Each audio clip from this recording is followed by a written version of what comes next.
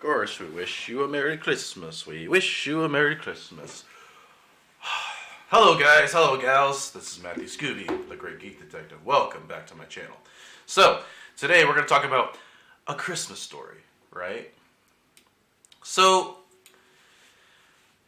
okay, as far as I know, there's not one person in the U.S. that hasn't heard of this movie or hasn't seen this movie, at least that was alive in the 90s, right? Because this movie would play over and over on TV in a 24-hour segment. This was, in fact, a sleeper film. If you don't know what that means, it means that this movie got little promotion in commercials, but still, when it came out, it became popular. This movie also, it's based on a series of books written by Shepard. I think his name is Shepard, John Shepard. I probably said his name wrong, so I'll probably just write it up in the description below, down there. So, what can I say about this film that hasn't already been said? I know for a fact that I am tired of this film because I've seen this film so many times based on seeing it on the TV segments over and over in a 24-hour run. But I'm not saying it's a bad film. I just seen it way too many goddamn times. I have. And there's so many memorable moments in this movie, especially when Ralphie climbs up the slide. Yeah, he climbs up the slide, and Santa Claus right there, and he goes, "I want the Red Ryder BB gun," and he goes, "Just shoot your eye out, kid," and kicks him down in the face, which is a constant theme throughout the entire movie, that he wants the Red Ryder BB gun, but for some reason, every time he mentions it, everyone keeps saying, "You'll shoot your eye out, kid," or they'll always say something to make him a little discouraged about the fact. And of course, this movie, it's based in Indiana. For some reason, when I was younger, I thought it was based in Chicago because it looked like Chicago to me, but it's actually in Indiana. So this movie is basically about, being a young kid on Christmas, wanting something. You ever been a kid and you wanted something and you wanted your parents to buy you something for Christmas and it was that item? That's what this is about. It's almost a be careful what you wish for type film. So the entire movie, he wants this Red Ryder BB gun and he finally gets it and shoots his eye out. Oh yeah, so for those of you who don't know me, I generally spoil the shit out of movies. So if you haven't seen this movie, go watch it. If you have, let's have a discussion about it. So, as I said, I'm not saying this is a bad film. I'm not saying anything negative. The only thing negative I'm saying, I just tired of this film.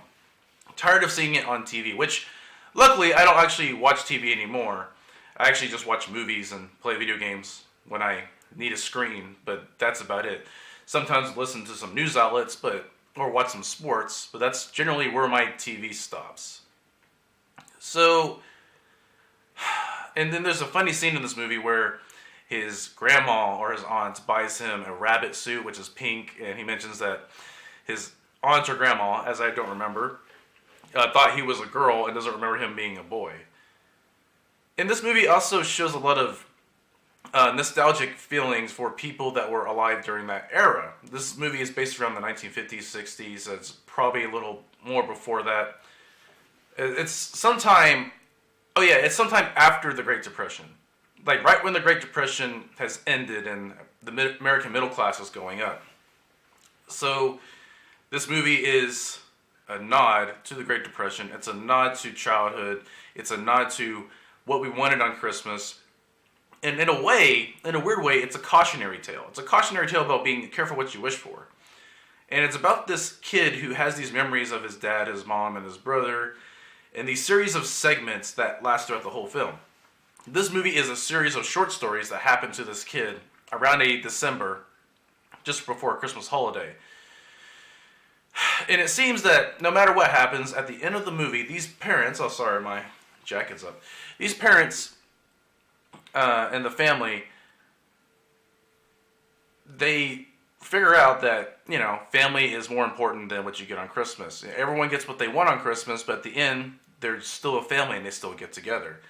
In this movie, like, every time I talk about this movie, I just feel bored. I feel bored because I've seen it so many times. And I can't, for the life of me, say it's a bad film. But the thing is, like, I really don't want to talk about it that much but I do know I want to give my own thoughts and opinions about it. So, since, it is the holidays, and I do like talking about Christmas movies on the holidays, and I'm trying to get through as many Christmas movies as humanly possible. So, I basically just explained the entire movie to you as much as I can. It's at least a 2 hour long movie, and this kid also has a wild imagination where he imagines himself shooting some robbers with his BB gun, and a couple other things. There's a canceled sequence of him fighting crime with Flash Gordon, which I wish they kept that sequence in the movie, but, it just didn't show up. Unfortunately, there's also a Christmas Story Part 2, and I'll get to that movie another time, because that movie is genuinely, not as good as the first one. That movie bored me to death, and I can't think of one person that enjoyed A Christmas Story 2. I can think of people that actually enjoyed this movie, but A Christmas Story 2, I don't know what they were thinking, because A Christmas Story 2 really had nothing to do with the books. They just saw the success of this movie, and they wanted to, make some dough on it. There's another book and another movie called The Greatest 4th of July, which features Ralph on a summer, My Greatest Summer. So there's at least 3 other books that connect with this character in this movie. So that's basically it. It's based on a series of books. It became a cult classic movie. I say cult classic because this movie is genuinely a sleeper movie that didn't get that much, commercial success, but it slowly became a popular family film over time as it was shoved in our face on TV so many times. There's been so many times where this movie had a 24-hour segment where it literally played for 24 hours in December. Oh my God. Oh my God. It's like they wanted you to know this movie existed, and they wanted to shove it in your face, and they did. As much as this movie didn't have any commercial success, everyone got to see it because we had to, because at that time, internet wasn't as popular as it is now, back in the 90s, but yeah, that's basically it. So, would I give this movie a good rating? A scale of 1 to 10. 1 being the worst, 5 and 6 being kind of in the middle, and then 10 being the best. As I said, I can't say anything negative about this film because there actually is nothing wrong with this film. It's a family Christmas film, and if you're into family Christmas films, this is the movie for you, to be quite honest. It's not a bad film. I've just seen it so many times. I know everyone else has seen it. So I'll give this movie an 8. I give this movie an 8 because it's definitely not the greatest movie ever made, but it is a classic. I give this movie an 8 because it's actually not a bad movie. I'm just extremely bored with it, like I've been saying. Would I give this movie rewatchable value? Honestly, you're going to have to rewatch it. You have to rewatch it. You have no choice but to rewatch it at least once a year. Me, I haven't seen this movie in years. At least 5 years now.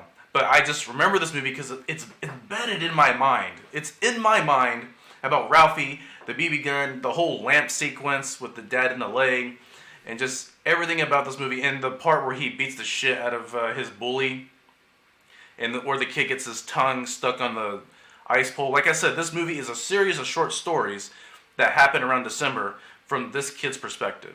It's not a bad film. It's based on a series of books. I'd rather not watch it again because I've seen it that many times.